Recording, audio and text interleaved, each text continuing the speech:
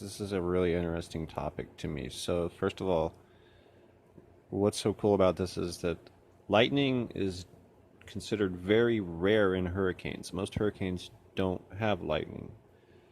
So, first, let's take a look at what the scientific theories are on lightning. Now, there's a lot of mystery surrounding lightning, and people aren't even really sure what forms lightning, but like many other natural phenomena that people study, we have theories, and it's believed that lightning is produced from a combination of water and wind rubbing together.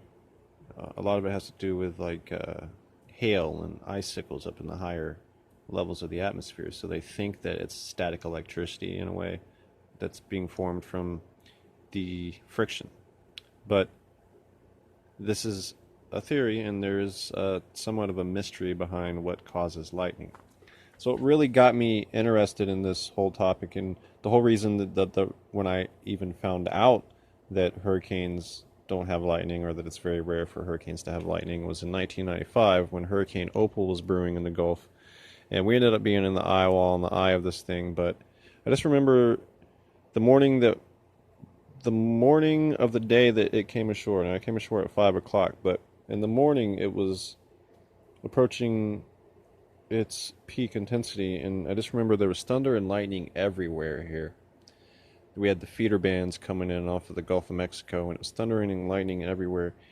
And they kept saying on the news and on the NOAA weather radio, they were mentioned that there was a specific an alarming amount of lightning in the storm, and that lightning was very, very rare in hurricanes. So that's what first stirred this up. So I did some research on this, looked around, see what I could find out, and I've noticed some patterns. And those patterns are that, um, okay, there has been lightning measured in some hurricanes, but it's very rare. And the ones that it has been found in, they were all very powerful hurricanes. The lightning was generally near the eye wall, except for Hurricane Opal, which makes it an even more unusual, rare storm. The storms were over water,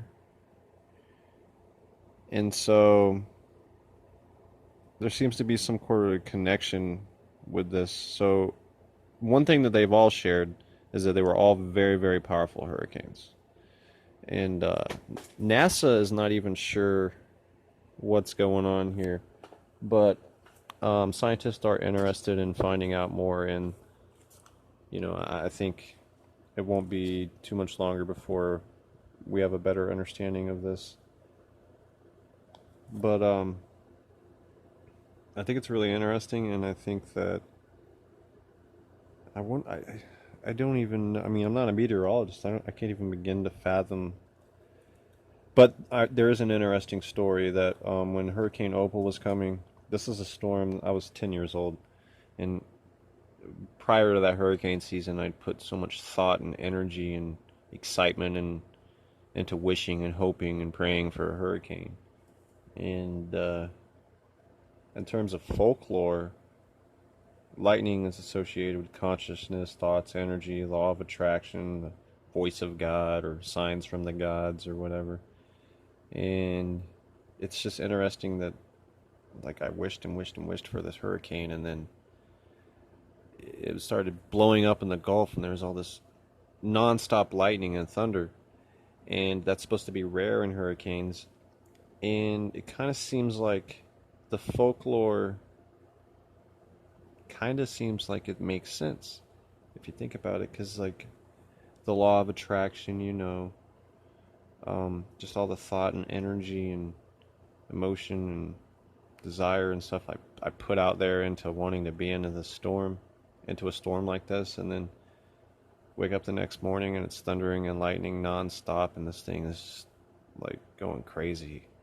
At the time, you know, it was a record storm, but thanks to climate change nowadays, we have unusually intense storms like Patricia with 215-mile-an-hour wind and stuff like that.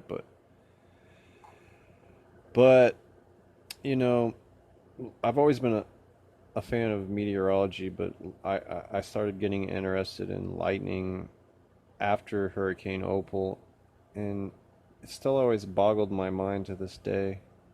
And I wonder what it is.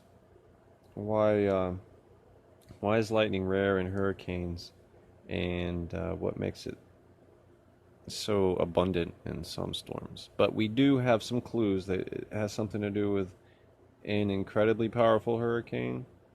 Um, Seems to focus around the eye wall. Seems to be when they're over water.